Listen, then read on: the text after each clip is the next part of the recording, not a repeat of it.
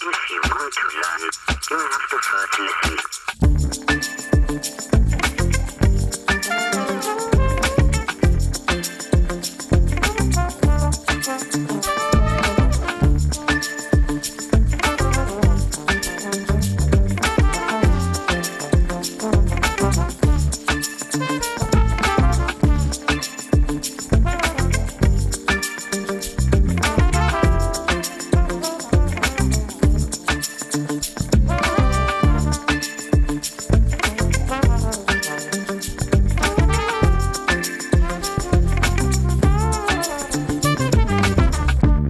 Welcome to episode 9 of Matt O'Donnell Wants to Know, a podcast to feed our curious minds. I'm Matt O'Donnell, and I want to know who you are, I want to know what you do, I want to know how we're going to figure out how to get people to stop texting and driving.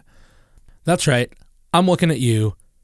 Yeah, you in the gray Honda CR-V driving up Interstate 65 yesterday afternoon. You. How am I going to get you to stop texting and driving? I want to know what matters to you and why. You can tell what matters to me.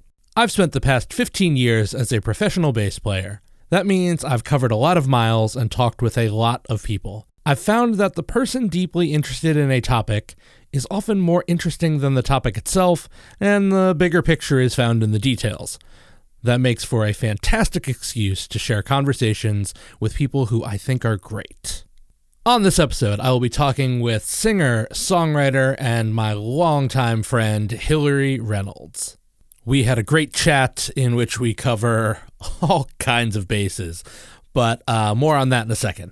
I am just back from Louisiana, where I was honored to be the officiant for my brother-in-law, who is also named Matt's, wedding.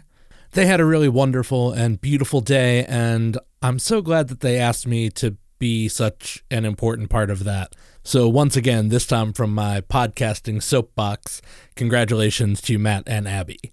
While I was down there, I got to meet in person one of the two guests from my last episode, Britt Gandolfi, who wrote Look Up, Fontaine the Pigeon Starts a Revolution. That book is out now. You can find it wherever, and it will be delivered to you immediately. It really did my soul a lot of good to know that they enjoyed the end result of their podcast episode with me. And it's especially nice because, I hadn't met them at all before taping the episode. That's the first time that really happened, and so it was kind of interesting to think about how to get a conversation that flowed, which we all feel like it did, but in a way that was me sort of doing an interview and asking questions, really being in a prompting mood. This episode is not that. When I launched this show, I knew that I wanted to be able to talk about anything that I found interesting, and that is what happened with Britt and Amanda on the last episode. It didn't seem quite fulfilling enough to me for the way I like to take in information to just be talking about music all the time and having a music banter conversation in the way that I would from having been all over for so many years just talking with musicians on tour buses and all kinds of stuff. What I did know was that early on in what I planned to be maybe episode 4 or 5, that I wanted to have my friend from college, Hillary Reynolds, on to be the sort of first real music guest. We tried to schedule numerous times and it just didn't work out, and it's not like I was ever stressed out by that. I knew we would get in it at some point. So we finally got sat down to make the episode happen, and I had a little bit of an agenda, thinking about things I wanted to know, and none of those things really happened.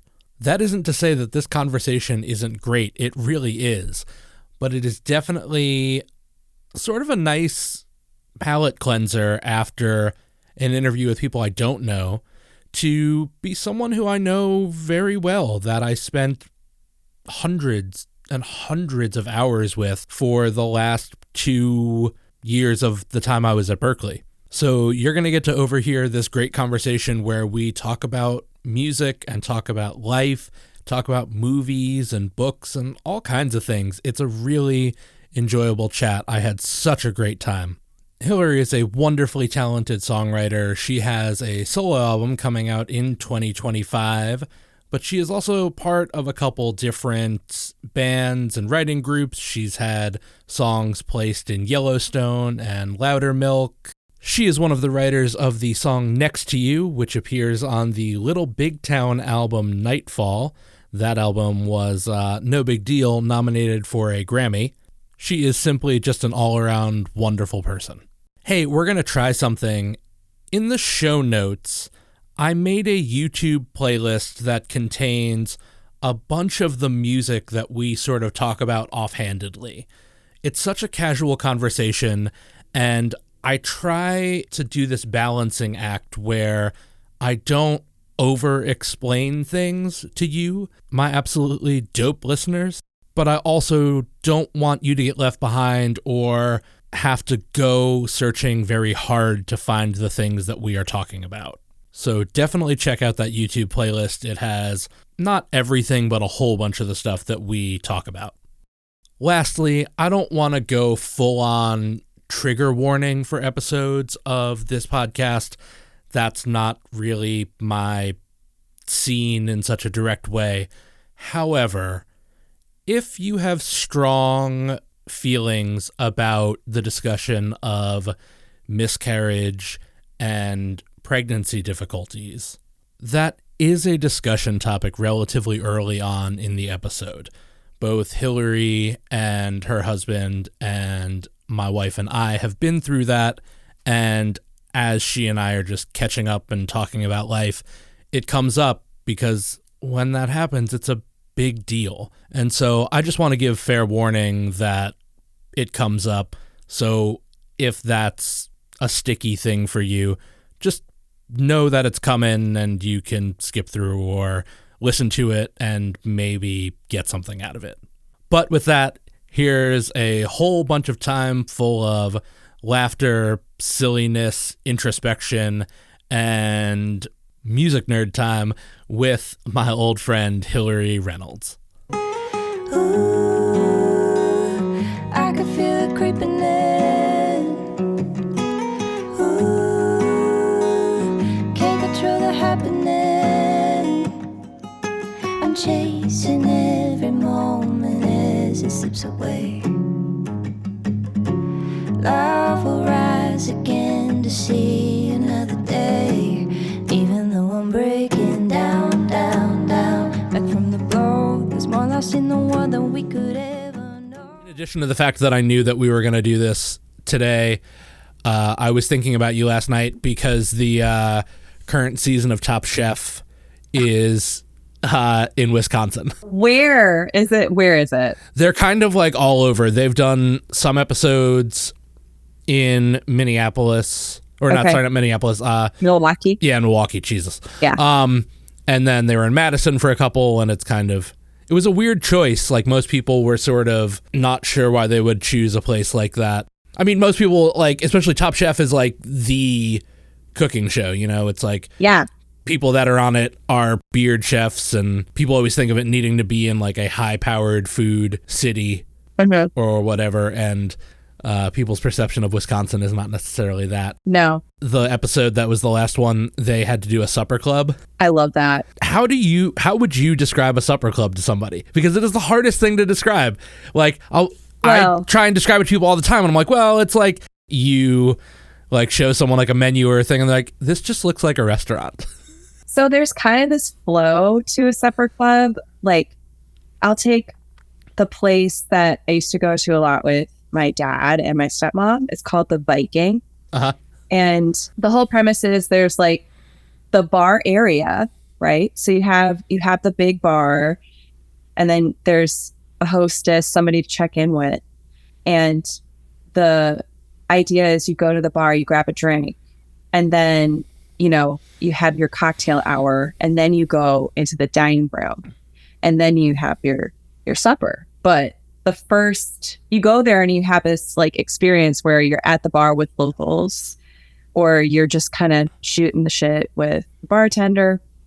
Usually there's bar games like bar dice, bar cribbage, shake of the day. Like there's activities at the Yeah. bar. And then you go from that space and you go have dinner. So you just have like maybe one cocktail. Sometimes people have like a couple beers. They'll play pool. They'll have like social time, and then they'll go have dinner with their party. And there's usually a salad bar, and then choice of like, you know, if it's Friday night fish fry, whatever. Like that's it. Yeah, no, it's so hard to do because I've said forever, well, let me back up. You know, I used to tour with an artist that was from Wisconsin, and it was in like the last couple years of his touring before he shifted fully into writing. Like he had hits probably almost 10 years before the time that I joined into the band, and I was there for like the last 2 years of that. So realistically, it was like we weren't drawing in a lot of places, but we'd go to Wisconsin and sell out 3,000 people for like town festivals and stuff. And because he was a hometown person. And so I got very well acquainted with the supper club vibe and stuff like that. And so I love it. And ever since, I've said that I wish that I could convince someone to start something like that in Nashville, because there are so many Midwestern transplants. It would be busy all the time. Like it would, if you did it right, Yeah. you know, people would die. The thing about these, like at least the supper clubs that I'm more familiar with is they do like a lot of different activities throughout the year. So I know there's another one, it's called the Boom Bay Bar and Grill. They have their sturgeon spearing. Typically it was a little too warm. I don't think they were able to do it this year. The ice, the lake and the river, like nothing froze over. Yeah. But they'll have big events for that as well in tandem. And it's like this constant flow, corn roasts. You know, they have all of these activities that are kind of baked in. It's like a weird community center. You know? Yeah, absolutely. Yeah, for sure. You see the same farmer there. He's got like a spot, you know, at the bar. It's such a delight. And it's a sweet little secret. And so I think it's not as simple as just, you know, what's on the menu. It's like, you know, do you have the bar games? Do you have the jukebox? Do you have like, I don't know, the taxidermy and the fish on the walls and stuff like that? Yeah. No, that's a great description. That is a great way to explain it, because I keep trying to explain it to Amanda and she'll just be like, it just seems like a small town restaurant. I'm like, no, it's so much more than that. It is. And it's a feeling. You got to just go. The same place, the Boom, they used to do, maybe they don't anymore, but they used to do a night called, it was like Whiskey Wednesdays. And I'm not even kidding you when I say I would get like a $5 like pint glass of Jack and Coke. Yeah. Like a pint glass. So you just one and I was like, how are you even making money? You know, it's just, it doesn't add up. What kind of like Norwegian mafia is going on to support the summer club? Yeah, it's kind of, and there's always like bags outside, so like cornhole or whatever. Yeah, I mean, just they're all about the activities, really. Yeah, that's right. Yep. I was sitting thinking about how to dig into this chat, and which I've been very excited about. I've been trying to have you. I was trying to have you on in like the first very few, because I felt like this would help the establishment of this whole enterprise. The thing that really anchors it to me is that I'm going to start by saying something that is my therapist would be so proud that I'm saying something that I consider to be egotistical. Oh. Okay. Which really what that means is that I am being what I would consider egotistical, and she goes, no, you're just talking nicely about yourself. I think that even among musicians who I know and love, I don't know that I feel a hardcore kinship with them because of the way that I feel like I experience music. And even people who I think of as being really keyed in to the way that they experience music, I think to myself, I don't know that that's true. And that probably a high percentage of people, or a higher percentage of people, that I'm not giving enough credit to, or I'm not doing a conversion rate right to have that correctly. Yeah. But I think of the way that I feel like when I hear music, I am like inside of it, like legitimately inside of it. And I have always felt that you know that feeling. It's, Like that has always been my sense about you and music, is that like you are someone that I know. I'm like, oh no, she knows what that is like. yeah. Yeah. And so that is why among like the kind of music folk that I've been interested in having on the podcast, it was important for me to come speaking to you.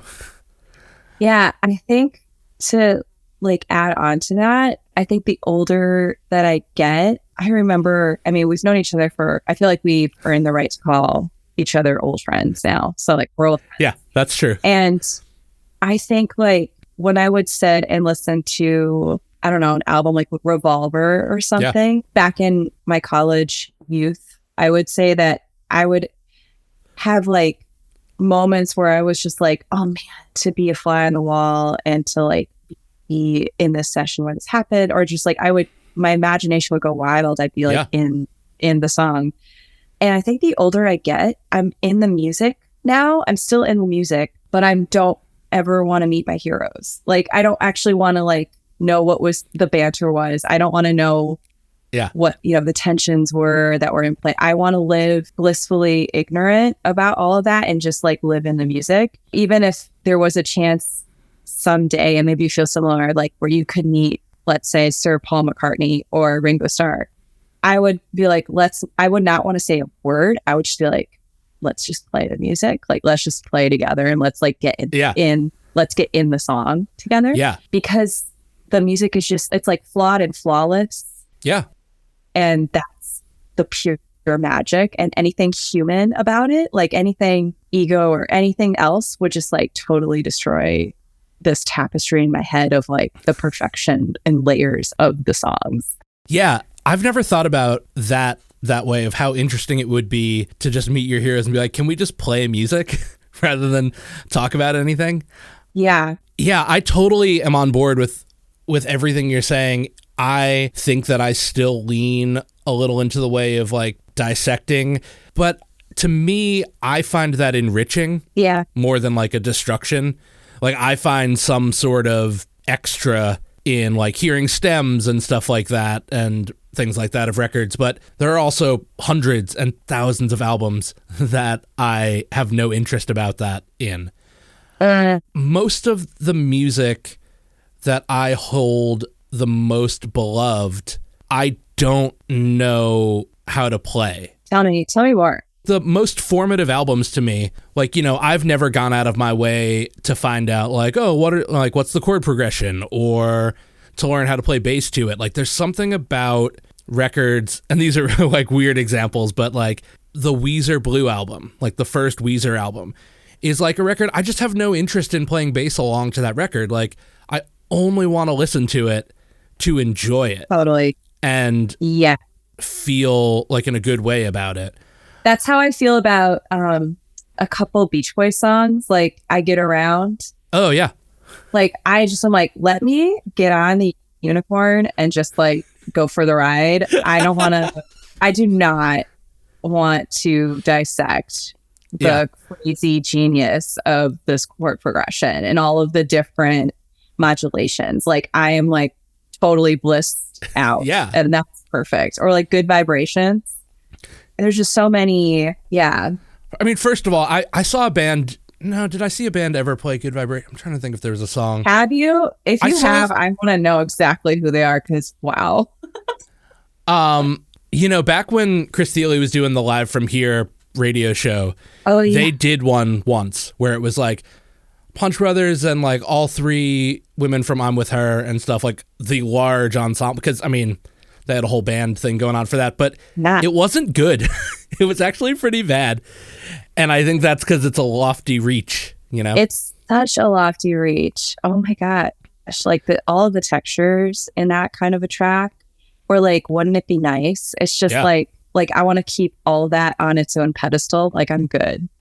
Yes, that's exactly how I feel about that. Like there is very little, like I wish that I didn't want to, or I wish that I could never dissect the vocals, but every once in a while when I'm working on something, there are times I definitely want a Beach Boys texture to happen in the vocals. And so I'll have to be like really thinking about how they would stack or how Brian would stack them to do something. And so there's a little bit of that. But for the most part, I try and leave that alone. Like, can we talk about Brian Wilson for 1 second? Because I think about Brian Wilson like probably more than most people. I don't know why, but is Brian Wilson your version of how men think about the Roman Empire? That whole thing for like a week ago? I think it might be Brian Wilson. I don't know. Okay, but very strange. Like, he's in there a healthy percentage of the time. But I was thinking about like how I think he's the master of rounds, like this infinite loop. Like, there are 2 songs in particular, obviously God Only Knows, but then also Till I Die. Yeah. And then also Surf's Up. Surf's Up. Like, yep. I do not get bored. I feel like I can get in a super trance with those textures, and like every time it comes back around, I just am like ready to learn, like dive deeper or like settle in even deeper than the previous time. And so I don't know how he did or does what he does in that way. Like, I'm just so fascinated. I don't think he knows. I don't think he ever knew. I mean, Fried Brain and all of the like horrific stuff. Like, I'm sure you saw the movie, right? Oh, yeah. Yeah, like all that stuff, which is absolutely true. Aside, like, I just think that he was a conduit thing to him. And he just did it. I don't know that he could ever have explained it because there's nothing. I mean, I imagine that that's true by the time he was even old enough to be able to maybe think about what he was doing and tell you was already when he was starting to have mental problems. And so like, we'll never have gotten to know. Yeah. It'll be a mystery. If he'd be able to like sit down and like break stuff down for you or whatever. I was listening to the Beach Boys last night. Were you really? Yeah, I went to this little record store I saw on Instagram. They had gotten in a copy of Aretha Live at the Fillmore West, which is an incredible record. And I was like, well, I got to run over there and go get that. And I ended up coming back with Aretha Live at the Fillmore West, Sweet Baby James, Graceland, a Steve Martin record, and he had a sealed copy of the Beach Boys Sounds of Summer compilation. That was my first album ever. Like, really? My dad gave that to me. That was like my first CD. Yeah. Yeah. Yeah. And it's 30 tracks of just incredibleness. I mean, if you were the kind of person living in a bunker and that's the only record you had, and it's the only thing that you were able to like make music based off of, you would come out fully formed based on everything that is on that record. You would come out fully formed. Like when the fallout was over from a nuclear holocaust, like you imagine like a nuclear bomb goes off and... Okay, so let's just talk. It's Blast from the Past. Brendan Fraser. Yeah. Oh, right? yeah. Yeah. Yeah. So it's the same premise, like fully formed. Absolutely. And it's funny that you mentioned I Get Around because that was my favorite song when I was a kid. Was it really? Yeah. Now, I was telling Amanda that is owed in large part to the opening scene of Look Who's Talking, where the sperm is floating through the float, which I definitely did not understand exactly what was going on at age 5 or whatever. But that scene made me fall in love with I Get Around. With Bruce Willis's voice. Yeah, that's right. Which I love that. What a great song to pick for being a bunch of sperm bros.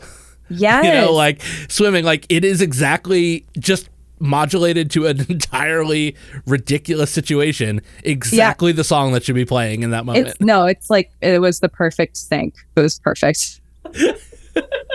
And I totally agree with you. Honestly, that I do associate that song with that movie. I absolutely agree with you. Yeah. I mean, I probably don't anymore as much. Oh, no, I still do. I totally still do. I haven't seen that movie in forever, and I should watch it. You should. I mean, since you have a son that is only probably like on the cusp of real talking. Yeah. Have you ever thought about like that must be what it's really like to be inside the mind of a baby?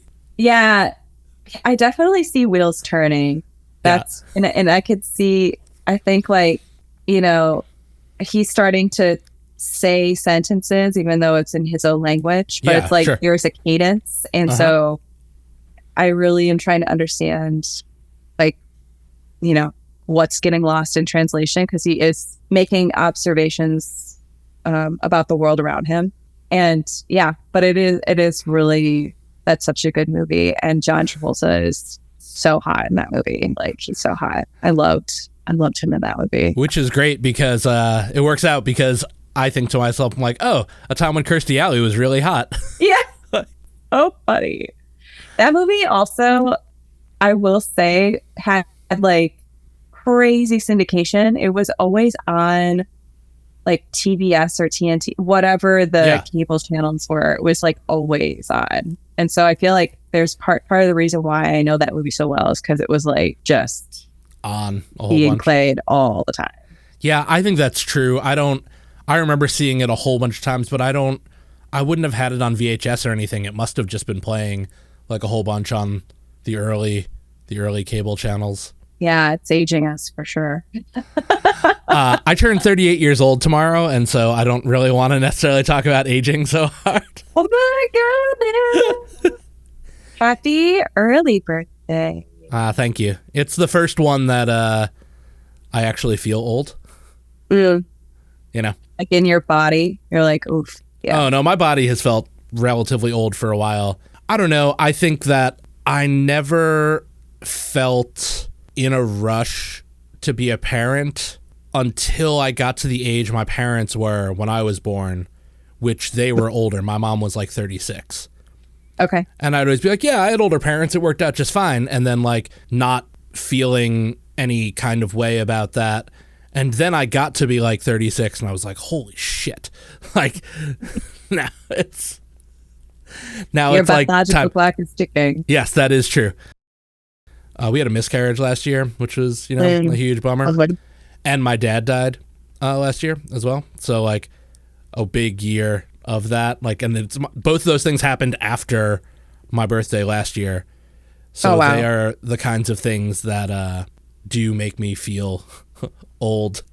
Totally. I mean, I know that, like, especially, I think when we had our miscarriage, or when I was the one that had the miscarriage, but I think that it definitely, I think just going through anything like that, you feel very viscerally, okay, wow, it's like such, how does it even happen, basically, or like how you get a glimpse into what being a parent could look like you get like a little crack, and you can't ever not feel that. That's right. So like once you experience the miscarriage and the loss, you're like, the glass is definitely half full. Like, yeah, no, that's right. The thing about like getting like a tiny glimpse into that is how we for sure felt. We sort of were in a position where we were thinking that like it would be nice to have kids someday, or like, oh yeah, we'll get to that. And then it just happened spontaneously, and we were sort of like, oh, we really want this thing, like being like now. And it's like, now is the time. Yeah. And then, and I think I do believe that things fall into place as they should. And so there's always going to be that like, oh, I wonder who was on the other side, of who is, who's on the other door. We've gotten so much interesting advice about that, about like making sure that you honor a pregnancy, even if it was lost, and about, people who have said that like, this is a way more like crunchy woo-woo thing, but like that those like babies are like trying to find their way back to you and things like that. And, I honored my miscarriage by throwing a bunch of plates at like outside, and got a tar. I went to Goodwill and got we got like 30 plates, and a couple of my girlfriends came over and just screamed and broke them because I was just pissed. Yeah. And it can look like that. It can look like some people like will plant something, anything really. Yeah. We did nothing like that. I wish I had thought of something like that. I wish I had known that you'd done that. I would have totally done that for Amanda. I would have been like, all right, backyard, destruction party. Yeah. Porcelain everywhere. Have you ever seen those rooms that you can do where you pay to go in? Yeah, rage rooms. I've heard of them. I've heard of them. I've not done them. Have you done one? No. It's just an incredible. Absolutely not. I wish I could. I mean, but it seems silly, but also incredibly appropriate all at the same time. I surprised myself. I like the first couple plates. I'm like, oh yeah, I'm throwing plates, but then get unleashed, and then you're like, and it was really helpful because to do some sort of physical action. Anger is just a really hard emotion for me to feel. And so I think in general there was this connection to that, and with the physical release of it was really great. And I just know inherently emotions have to move. We have to move them. And so I didn't want to know what that anger would have turned into, Yeah, for sure. I'm going to tie this back around. The fact that you had 30 plates to throw is very much the same as you talking about the rounds at the end of Beach Boys songs, because it's all functional the same way that mantras are. Yes.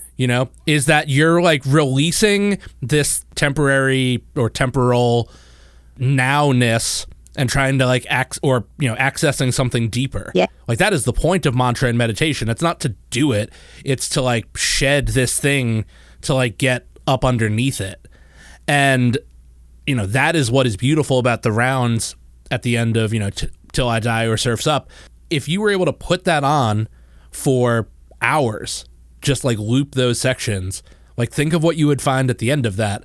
And so having 30 plates to throw that you're this is cutesy in the beginning, it seems gimmicky, but I'm sure that, by doing it, by the time you got to 20, that those last 10 had to be pretty fucking direct and intense. It was intense. Yeah. Yeah. Yeah. It was in it.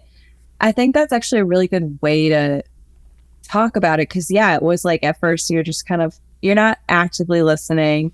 There's something, the flow state that you get into, basically, maybe lack thereof. The zeniness of it is just you're tuning in, but then you're tuning out, but there's still all of the sonic, that whatever is happening around you, very similar to smashing plates. So one more thing about that, it came up while I was describing that in my brain. Are you know the story about Brian Wilson? Because his favorite song was the Ronettes' Be My Baby. Tell me. No, I don't. Just tell me. This is great. At one point in the late 60s, when he was really first starting to go off the rails, he made this incredibly long tape loop of that song numerous times over and over again, and would just play it. Because that song's only 2 minutes and change, or just under 3 or something like that. And I'm thinking of Be My. Yeah. Okay. Yeah, that is his that's Brian Wilson's favorite song. All of his stuff came from being a fan of Phil Spector, which is why he was using the Wrecking Crew on all that stuff, was because Phil was his idol, as crazy as that motherfucker was. But was using the same techniques of having this big thing, though, it can definitely be argued that Brian refined it in a much better way. Is there, in terms of timing of release, because I don't know much about when that song was released, but the obvious thing that popped up in my brain then was the song Don't Worry Baby. I'm almost positive that there is connection there. Yeah. Let's see. Be My Baby came out in 1963. Okay. And Don't Worry Baby came out in 1964. Oh my God. And it's also crazy to think about it, because I guess sometimes I know that that's his favorite song, but I don't think about it being released within the Beach Boys' career. They were already working by the time that song came out. And so, Right. yeah, that's got to be a direct response. Because I'm thinking about the production on it, the drums particularly. Yeah, for sure. It's a and then like there's just 100%. Yeah. it's very related. And so I was like, whoa, that's really cool though. I love that. Yeah. What are some of your earliest memories of music? Oh, very wholesome. I mean, I think some of my earliest memories really are my family playing music. Like Yeah. my aunt, my uncles, and then honorary uncle Johnny, who's the drummer. They would do living room rehearsals, and I would have to go to bed, but sometimes I'd really try to stay up. I'd like curl up in my dad's guitar case.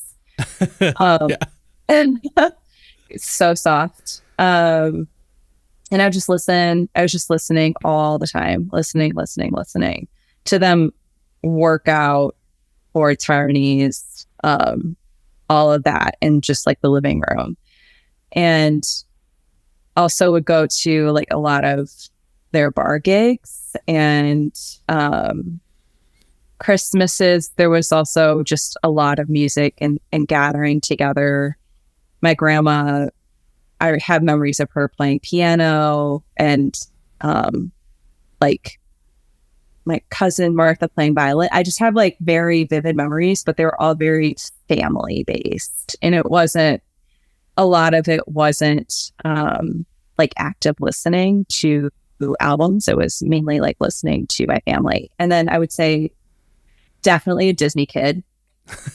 I thought I was Ariel in the bathtub. Like I really believed it. I would say mix of those things for sure. And the first time I ever sang in public was at my Aunt Sue's wedding. And actually the song was God Only Knows.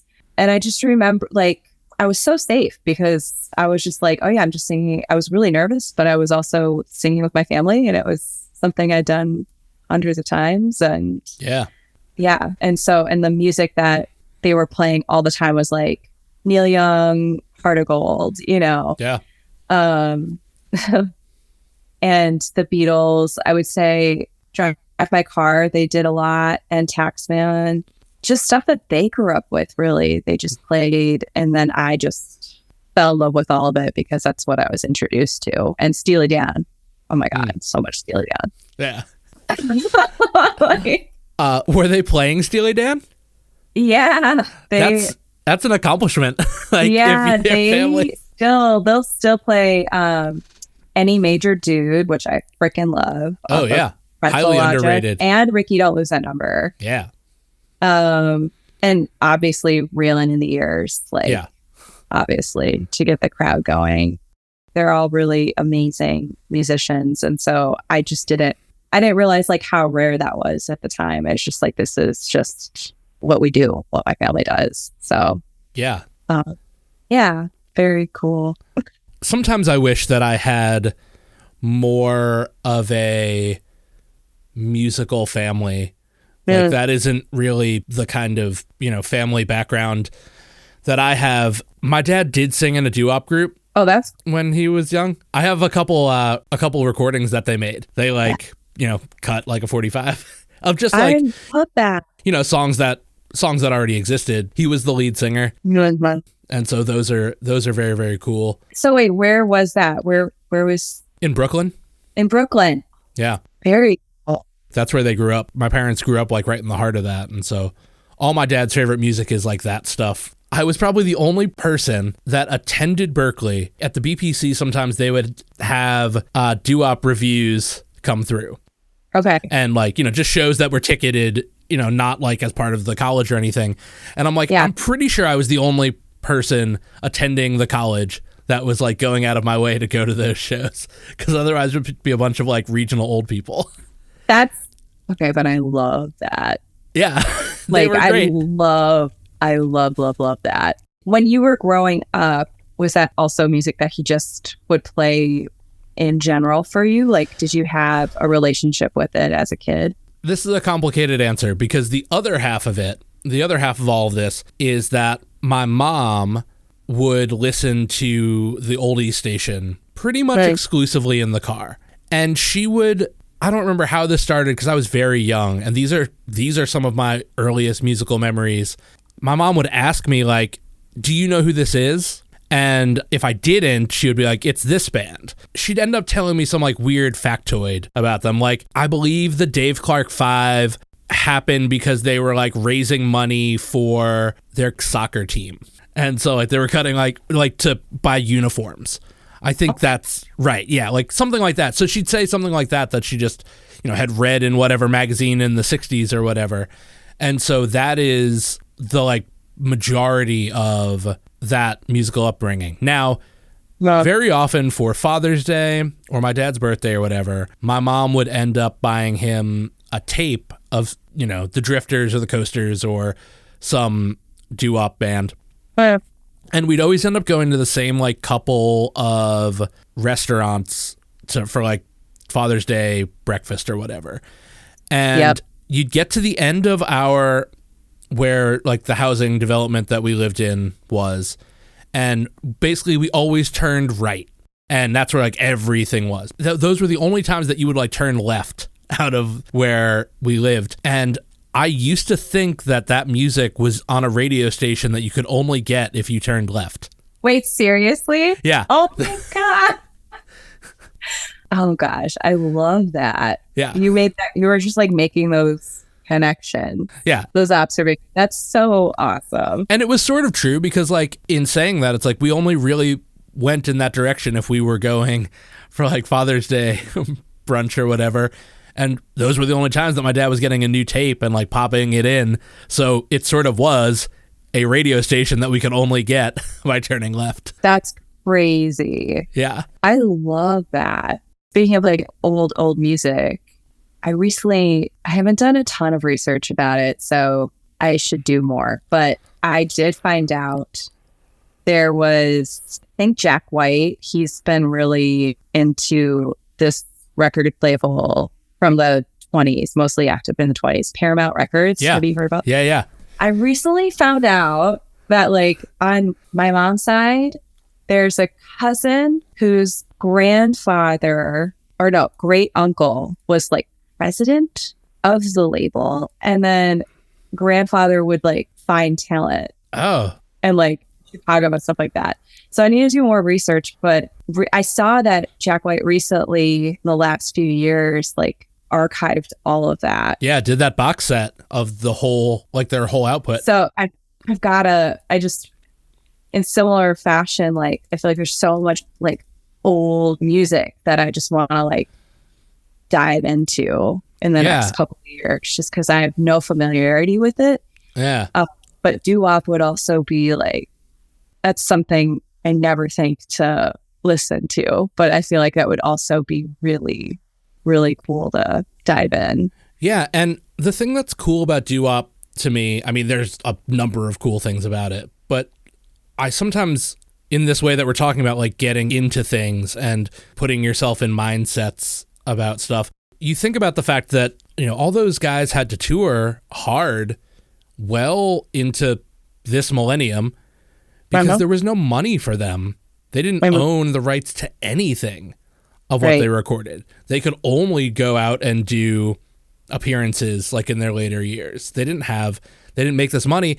And so I think about the fact that besides going into the studio and thinking to yourself, we're going to be stars, the only other thing was honesty. In honesty in the way that those songs are recorded. And before you even get into the studio for music like that, though all those people are just singing on street corners because you don't need anything but that many people's voices to make that happen. Yeah. The same reason I love bluegrass a lot is because you don't need any amplifiers. You just carry your instruments to wherever. It's all there. It's all there. Totally. And so I think of doo-wop as being a very similar experience of that. I'm always like worried about that music dying out, which is hard, because we only have so many decades of American popular music. Yeah. In like true recording. And so at some point stuff will have to go away in order to make room for new things. But I always think of like in some alternate reality, if I could clone myself, I would need like 12 to do all the things that I need. I would need like 12 of me. Yeah, there couldn't just be one clone. I would need many. But one of them would go run like the Doo-Wop Museum. Because there is a Doo-Wop Museum in Wildwood, New Jersey, which is a great place for it. But I would love to see something like that get moved back to Brooklyn, to where it's really from. In the same way that Jack White's doing that. It's funny that you bring that up, because just preserving older music like that if you... Yes. I mean, I know there are people out there who are preserving it in great degree, like someone like Bruno Mars understands that thing and does a lot of that, like an evolved version of that thing throughout the way that he makes music and stuff. So there are definitely people, but, you know, you just don't hear anybody playing like Gene Chandler's Duke of Earl anymore the same way and stuff like that. Yeah. And there's so many of these just incredible songs out there.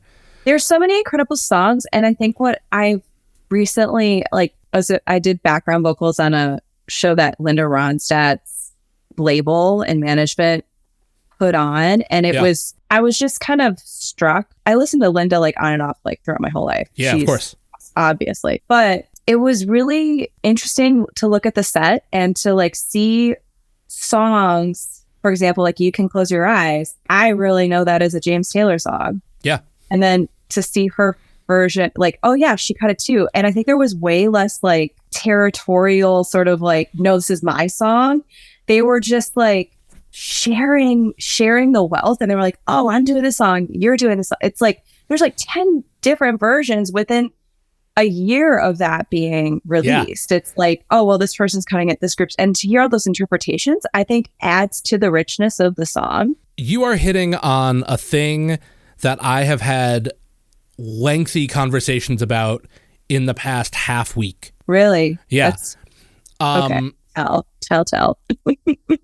Yeah, I was hanging out with my friend John the other day, and we talked exactly about this thing. We were talking about how that scene was all community. Yes. I know that you and I both took the Livingston Taylor class at Berkeley. Oh, yeah. Yeah. There are probably close to 10 things that he said in that class that had nothing to do with what the ultimate point of the class was, but that are things that are like tent poles of the way that I conduct myself and like view the musical world. And in this case, the one is he talked about how everybody played each other's songs. Yeah. That, I mean, You Got a Friend is another one. Like, oh my gosh. Yeah. You know, Carol and James cut it, you know, within months of each other. Nobody cared. They're fundamentally different versions. Yeah. The Donny Hathaway version isn't that much further from that either. And I mean, I know Donny Hathaway wasn't in their like scene, but it's like, you know, within a few years you have Donny Hathaway, James Taylor, and Carole King all cutting the same song. And people would never let that happen now. No, I know. And it feels very like everything feels very siloed. And so I feel like similarly, just like looking at how I hold such a reverence for that era of music, I'm like, how much of that is tied to the fact that everybody just like really enjoyed like playing and adding to each other's work. Like, yeah, there were more points of convergence, like the living, breathing state of the studio. And like a couple weeks ago, I predominantly worked way more at like home studios and with a producer. Same. And that's great too. Like, I love that too. But I went over to the Village Studios in Santa Monica for a session, and there was just this electricity, and there were like, you know, there's however many studios there, and they're all being utilized. Yep. You're just like walking in the halls, and you're just like, you know, bumping shoulders and having random coffee conversations. It's like, you can see how the energy of that would just produce more and more and more. And maybe somebody would be like, okay, you're down the hall, like, come on over, and here, can I just get you to sit in and do a take on this or whatever. I was really, really, really moved by that. And I feel like the downside to everybody's home studio is the fact that we're even more isolated from just like that randomness and point of convergence and, you know, thing that really is the heartbeat of creativity. Yeah, I have a couple thoughts on that. One is there's a great story about when Tom Petty and the Heartbreakers were making Refugee, Oh, that song wasn't done, or they didn't feel like it was tied together until Jim Keltner, the drummer that played on like everything, came by and was like, man, this song needs Shaker. And so Jim Keltner has an uncredited Shaker track on Refugee. Any one of the Heartbreakers will say that is the thing that like really ties it together in the end. that's great. And he was just walking by. I love that. I love that. I will say, because Nashville, the home studio thing is such a thing. I'm sitting in one now. But right now. But No, I know. And I am too. So like, right. I get it. But I've definitely experienced like being in like rehearsal for a gig or whatever, and one of our friends needs to come over because like he was borrowing a microphone and giving it back or something, and that turns out to be something too. So I think that it still exists. It's just we think of it as happening unintentionally in those times, and maybe we just need to like kick it in the ass with some intention a little bit to get it to self-sustain again. Yeah. You know, maybe that's the thing. On all of this, by the way, the Immediate Family documentary about like Lee Sklar and Danny Korchmar, like, you know, that band is on Hulu. It's on Hulu now. Oh, it is? Okay. Yeah. I watched it just the other night, and it's funny because I was having this conversation with my friend John, and then I said that to him. We're both like, we should both watch it this weekend so we can like compare notes, and did. And so many of these things that you and I are talking about are in there. They're in there. And especially that all those guys, for everything that they all went on to do, I think it's Carole King that points out, like, they weren't these like studio guys they hired and they happened to be, you know, it happened to work out. They were just the players that these guys knew. Like, all these artists knew these players and so just wanted to play with their friends, and they just happened to be incredible, you know? Yeah, they just happen to be the best. Yeah, like, I think that's so wild. That's so wild. It must be in the water. There's something in the air. Like, hopefully, like, we get that train moving in that direction again. I think there's a need for it, you know? Yeah. I always have this concept of a house concert where, because I've been doing that quite a bit now. Yeah. But I had a concept for a house concert 5 years ago that I was like, nobody's going to take the bait. But I think maybe I'm like, it's coming up again. But the premise is like, you know, you get a roster of like 10 musicians and you cover each other's songs. Yeah. Like, that's the performance. It's like, and then, you know, you learn somebody else's material and you get to put your own spin on it. And then the writer gets to like experience and witness that, you know? I don't know. I've experienced it too with artists like cutting songs of mine, and it's such a treat. It's such a joy, but it feels so rare, and I don't think it needs to be. No, absolutely not. And also, I mean, there's a difference too between another artist cutting your song out of love and another an artist cutting your song out of business. There is that thing as well. And I think that is, especially here in Nashville, I think that thing is so pervasive to the scene. I just have so little time, even though to continue to make money, I need to have more time for it, of being into people that are writing songs that they're writing for business, or songs getting cut for business, and like someone who's cutting it never getting to understand what it's about. Although at the same time, you know, I also have an alternating relationship, an oscillating relationship, if you will, with that thing when artists put out music and they, you know, the ones that say like, well, it's not mine anymore. Like, now it's yours. I have some grace for when an artist cuts another person's song and it means something to them that might not be what the writer intended. Fair. Yeah. It's hard to differentiate, but the more I think about it in this moment, the more I'm sort of like, I believe firmly in like not necessarily one thing over another or whatever. I think that everything is sort of like a multi-faceted balance. You know, there's room for all of it. I just think that it's more, I think maybe at the heart of it, it's just like clearly there was just like more of like, okay, I'm not only going to champion my work, I want to champion your work too. Yeah. Like I want to like that being that and that being enough. A friend of mine released a song that I think is really great. I want to, you know, share it. I want to listen to it. I want to like tell people about it. Like I want that person to know that like I really value what they've created. Yes. And instead of being like, oh, so-and-so released a song, we'll see how it does. Like, I just think when I think about with clearly rose-colored glasses, like back then, like obviously everything was really competitive, but I felt like there were also people that were just like, I love what you're doing. I want to be a part of it, you know, instead of like, oh man, that was good and I'll never be that good. Like there's just a community piece that's that I'm very hungry for to see more in the scenes in LA, probably in Nashville too. I can only speak for LA, but I was thinking that I think I'm gonna steal your house concert idea, but like I'll keep it here. Yeah. Like if you're doing it in LA and I choose to do it here, okay, we'll have like a brother sister concert here, like the Nashville chapter of this concept. Exactly, the Nashville chapter. We love a good chapter. Have you read anything? Have you read anybody's biography recently that you've been like super into? No, I've kind of been out of music book land that way. I don't know. I find inspiration so often for music outside of music. Yep. I'm sure I've said it on this podcast already. And I can normally remember things I've said to other people or that I've talked about with previous guests.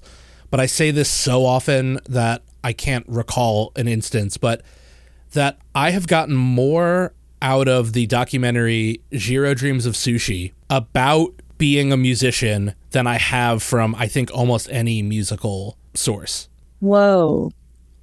I haven't seen that in a minute. Because it's just about craft and dedication, and there's the apprentice who's like working on this like egg custard for years, and that's the only thing he does. He never gets to like touch the fish, you know, for like some time, and it's like just doing that and making it incredible, and things like that touch me to such a great degree. I just read Christina Tosi, who's the founder of Milk Bar. Oh, okay. Yeah. Which, you know, is so much about hospitality in a way and like doing things with love and stuff like that. It's a really great book. So I have a couple things that I'm like lining up. Questlove is about to put out a new book about tying hip hop to history. It's going to be called Hip Hop is History, but he wrote a book a couple years ago called Music is History, and it's sort of like tracing events of history with events of music together. And I'm finishing something different now.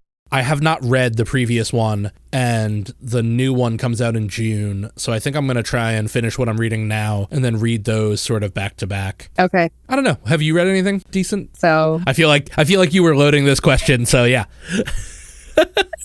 Well, I've read very different things. I love it. I definitely drank the tea. I have read every single, it's called like the Akhtar series. Have you heard of this? Oh, no. A Court of Thorns and Roses. Oh, yeah. I've heard about this. So I've like, whatever the equivalent of like binge watching is, binge reading, like Sure. I've run through that entire series. Like, Yeah. fantastic. Just like a little smutty, but in the right ways. Yeah. You know, but that's like one end of the spectrum. Yeah. And then I read Julie Andrews' autobiography, Home. Oh, was that incredible? Like, I don't know how to describe it. Like, you read and you hear her in your head. Like, Well, everything is just so, it's like perfect. It is so amazing. And I've gotten a lot out of that book. I think she has a second one as well. Oh. It takes you from childhood right up to her being on the plane flying to film Mary Poppins, and that's like where the first book ends. Incredibly fascinating. Like, I had no idea that as a child she was doing a lot on radio and was a coloratura singer. I didn't, like, with the war, she was kind of like the ears in the neighborhood, and she could distinguish the engine differences between Allied planes. So Wow. anyway, your face, you're like, oh, I'm like, Yeah, exactly. I love this. And so she was kind of like neighborhood watch girl, and then would alert. It was like kind of a system where she would then alert other people in the neighborhood, and then they would Yeah. go seek shelter. And then she would sing in the shelter to, you know, her neighbors, her community, Yeah. to keep people calm, to keep herself calm. I don't know. I love her so much. And she's another person who I'm like, she is on the pedestal. I do not want to meet her. Like, Yeah. I just need her to be that unicorn in my brain forever, you know? Yeah. I mean, what's not to love? So much iconic work. Yeah. Particularly the Princess Diaries. Obviously. One time, a number of years ago, Amanda came home and I was just laying on the couch watching the Princess Diaries, and she was like, "What are you doing?" And I was like, "This movie's great. I don't have to defend it to you." Absolutely not. I love that movie, and it's a treasure. And I also always like, I would fantasize. I'm like, oh wow, that house, the firehouse. Oh, as their home. I was just like, oh man, that's so cool. That's so cool. Yeah. It worked out great for both the Ghostbusters and Mia Thermopolis. But that was of the era where it was like, the makeover is you look ugly with glasses and then you take them off. Like, you know what I mean? Like Rachel Lee Cook, and she's all that. She was just like this really cute nerd, and then took her glasses off and everybody was like, you're so beautiful or whatever. Yeah. So that was an interesting like rom-com era for sure. Teen movie era. Well, I mean, let's not forget that was filmed at a time when, you know, the average girl was wearing a belt not through belt loops, like an oversized belt. Like, there are a lot of questionable things that we thought of as being like pinnacle sexy beauty that we no longer think are valid whatsoever. So I know. Okay, here's a really completely crazy question, but She's All That is a film for me where it's like, I shouldn't have rewatched it as an adult. Like, I shouldn't have rewatched it 3 years ago. It just doesn't hold up. It would have been better as a memory, like, of loving it at sleepovers, whatever. Like, are there any movies like that for you? Oh, I don't know. I don't think there really are, without like going through a Rolodex of movies or like looking at a list of movies that I've watched a ton of times. Yeah. I can't put 10 Things I Hate About You in that. No, that movie's incredible. There are a couple things there, but the other thing about that is, man, because I love 10 Things I Hate About You. We were watching I love that movie. We were watching, or Amanda was watching, one of the NCISs. It's not Hawaii. But the teacher is in it. Wait, really? Like the guy who's the teacher in that class, like he's one of the characters. And I was like, where have I seen that guy before? And then I think either I looked it up or she said it. I always say, I love everything about 10 Things I Hate About You. But perhaps my favorite thing is all the moments where they actually use an original Shakespeare line. Yes.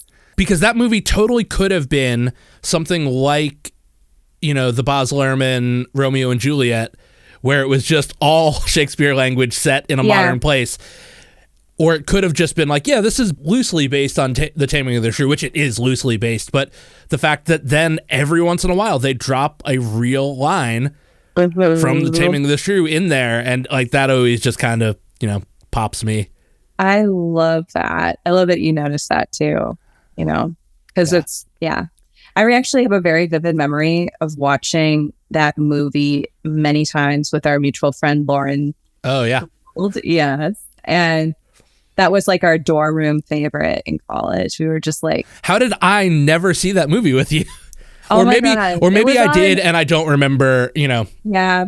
That was like a daytime. I don't know how to describe it. There were daytime movies for whatever during homework, and there were nighttime movies, but that was a daytime flick. It was never a nighttime. Yeah. So that also could be why that you could never be, with us.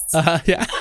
Because we were just like, you ready for some Heath Ledger? Okay, let's do it. I love that. Oh, the other thing about movies that like I wish I hadn't seen is that I can either get them to transport me to a memory place, or if I realize that they're bad or that I shouldn't, like, I will just laugh at them. Like, I find the comedy in it as in hindsight. Totally. But that's what makes the difference between a movie like the movie I want to use is Saved. Yes. Even though I think that holds up because like it still has a lot to teach us about toxic religious weaponization, set in a high school manner about that. So I can't really decry that, but like, let's just say it's that, right? And just use that. There's a difference between like that and something like 10 Things I Hate About You. Like, I'm sure there are lists out there. I have not gone through and looked at them, but 90s and early 2000s movies, like there are plenty that are iconic in their own way. Drop Dead Gorgeous. Drop Dead Gorgeous is a great movie. That's a great movie, minus like there's a storyline that is just not appropriate. Like, yeah, that's right. Yeah, but it's so original and so funny, and it's like it holds up in so many ways. Yeah, I can watch that movie, and clearly a lot of progress has been made socially throughout. Of course, since it was made, but it's still really funny, and I watched it for the first time in years, like since high school, and then all of a sudden, like, oh my gosh, it's a crazy stacked cast. Yeah. I didn't even. It was like, who am I thinking of? Amy Adams. Oh yeah, she's in it. Kirstie Alley again. Okay, so apparently this is all about Kirstie Alley. She's in it. Denise Richards. Yeah, Kirsten Dunst is in it, right? Yeah. CJ from West Wing is in it. And Allison Janney. Yeah, she is my favorite. I just forever and ever. Like, I mean, she's incredibly well regarded. Like, I've never heard anyone say a bad word about Allison Janney. No. She just does a great job, like so good. She's so good. Her Midwest accent in that movie is like spot on. Oh, yeah. Oh, hey, got some. She's so good.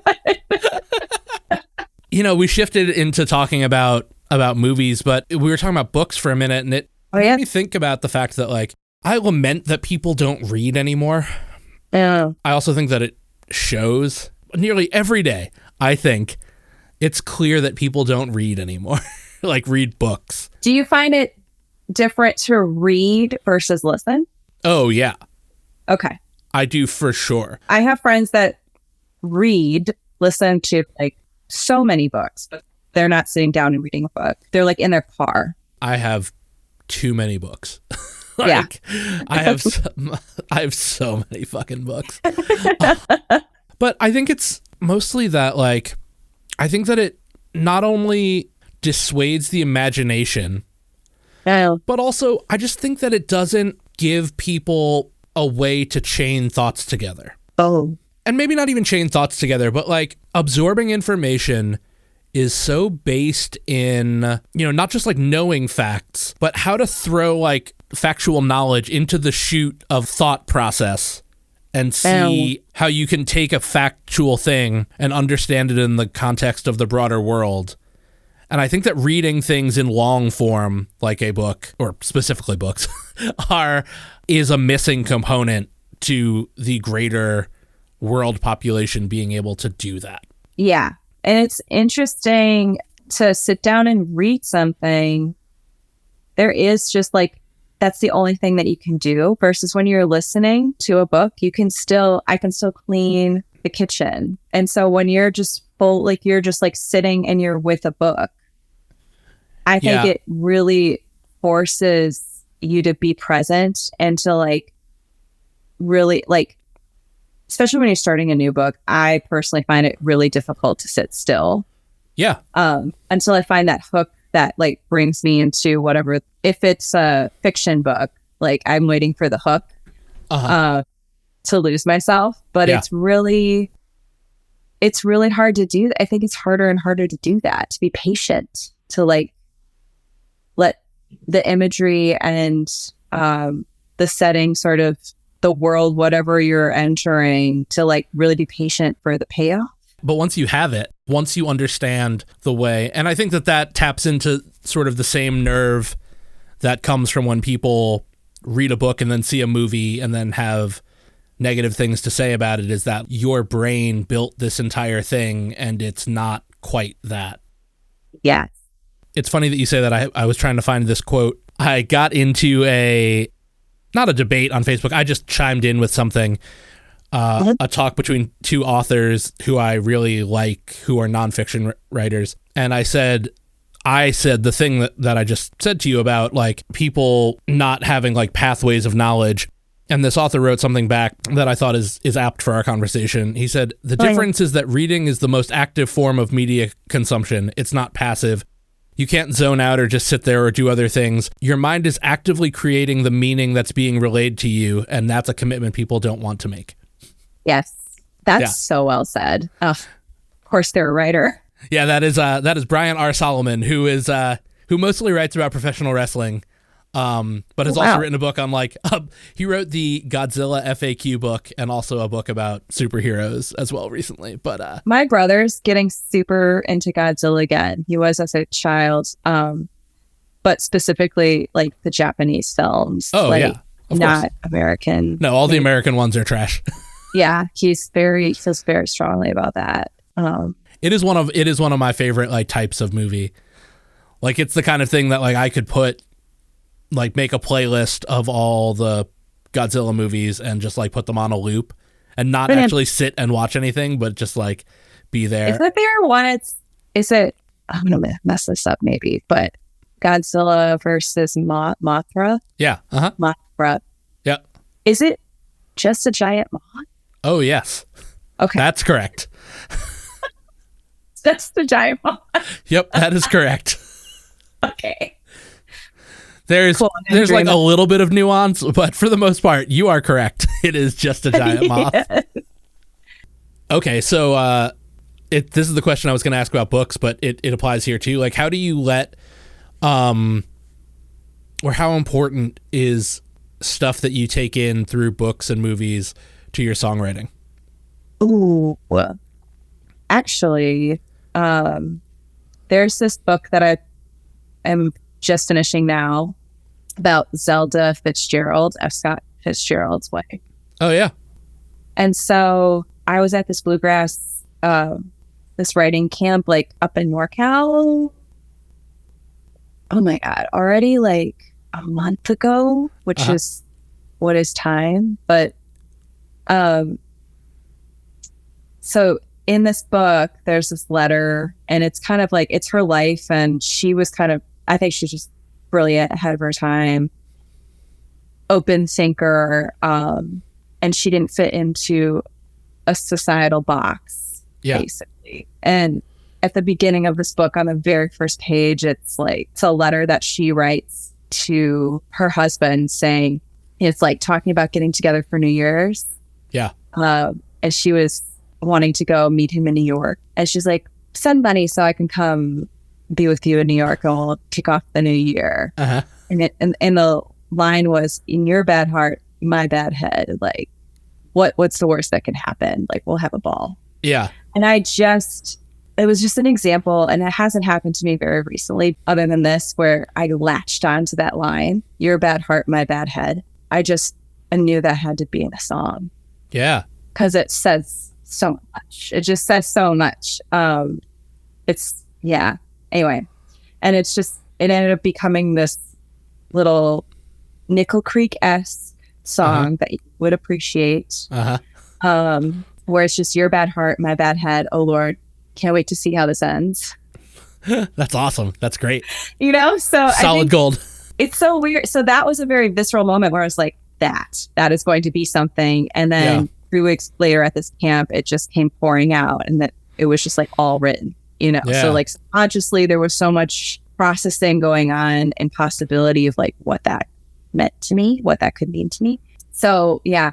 And I think watching movies, sometimes I pick up on stuff, but I mainly watch movies just to like escape. I'm not I'm not tracking anything. I'm not getting it for ideas. I think when I'm like actually in conversation more often, that affects my songwriting. If I'm out in the world, going and seeing other live music totally inspires me to write better songs. I really wanted to go see Stevie Nicks, but her tickets are like $800, $900, so it's just not going to happen. Yeah, that's a whole. Oh God. Yeah, so there's some things that I wish I could like some artists that I wish I could really go see, but I'm like, I'm not going to drop $2,000 on a weekend to go see you. Like, I just don't have that money to do that. We spent close to $1,000 to go see McCartney. I would do it again. I would spend $1,000 again to go see Paul. Yeah. But there's very few, you know? Yeah. And the thing too is like, I also know I was fully aware that Paul was still delivering, you know? Yes. Yeah. And so like, that's a whole part of it too, is like, if I'm not sure, if I'm just doing it to like breathe the same rarefied air, I might not be as interested in doing it as knowing like, I want to do that. And I also know that it's going to deliver as a show. My experiences of hearing and then seeing Paul, it moved me so deeply. But like, okay, here's the source of like so many of my life memories. The first, and they all happened at Fenway. Oh, that's cool.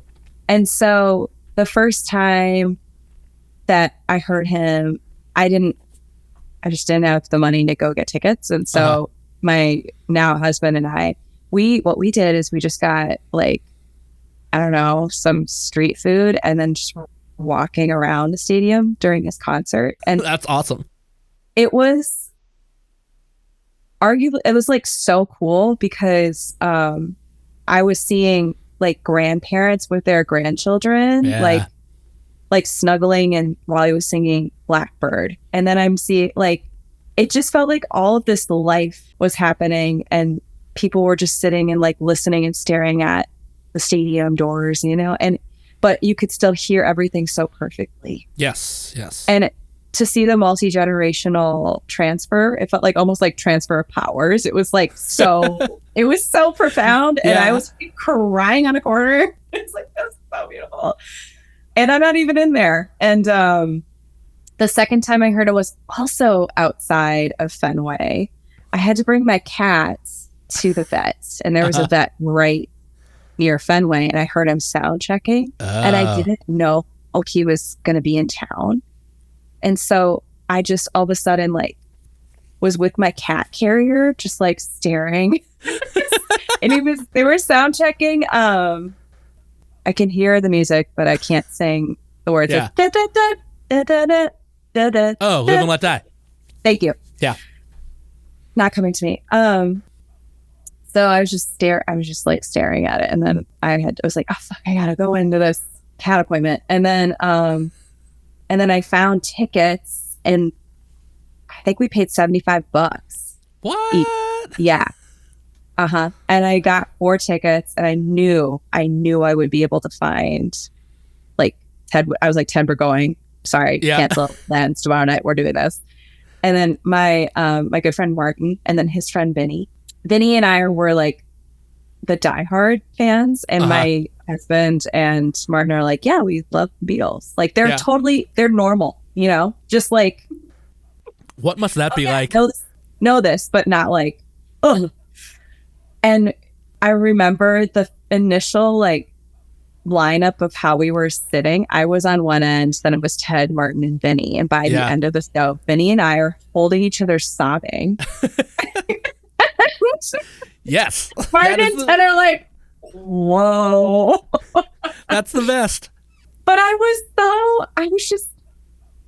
felt everything and I knew everything. And it was 3 hours of pure magic. I just was like, I couldn't.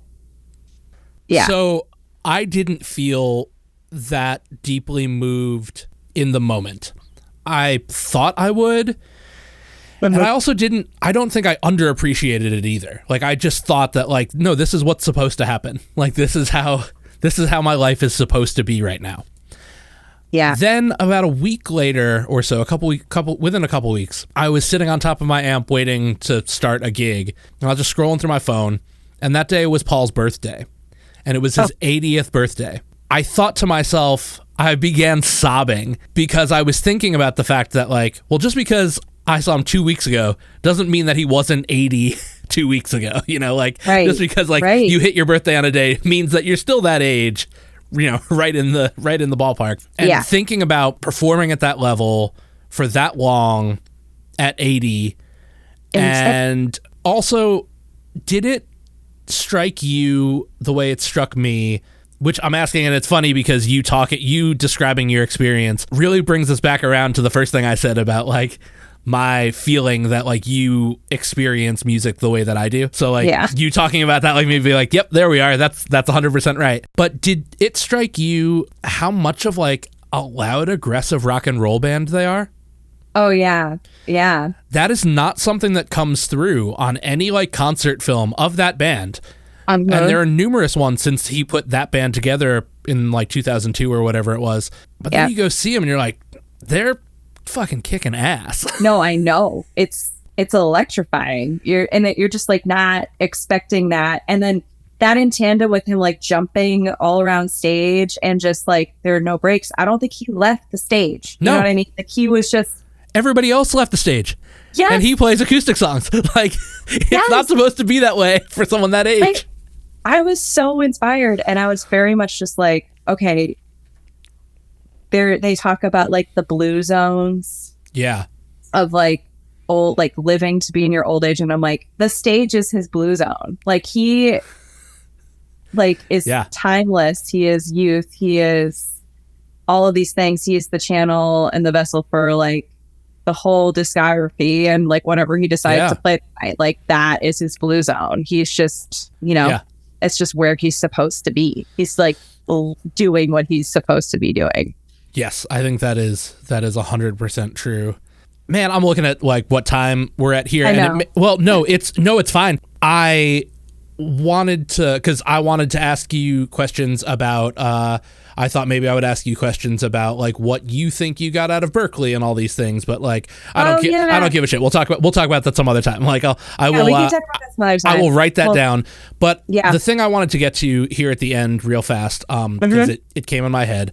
I want to talk about your mom for a minute. Oh, okay. Yeah. Well, I'm like, well, one, I know just how much like you take time as you would, right, to like honor your mom and like talk about her, any chance you get through the internet world. Yeah. I don't know that in my time in college that I ever met a parent of a friend who was more gracious and incredible than your mom. Oh. And also just like a good hang as well. Yeah. Like I think that in the time that that we knew each other, like while we were both in college, that she was probably there like 4 or 5 times. Yes. And that every time was something where she was like just taking care of the people that you found special. Yeah. And I just always thought that was really cool. And because I'm humble and self-deprecating and, have historical issues with my self-worth, I would always just be like, this is ridiculous, like in a good way, just being like, this is absurd. Yeah. And I don't know if I'm sure I told you this, but I can't recall telling you this. This one time she like took us all to dinner, like 9 of us, or whatever it was.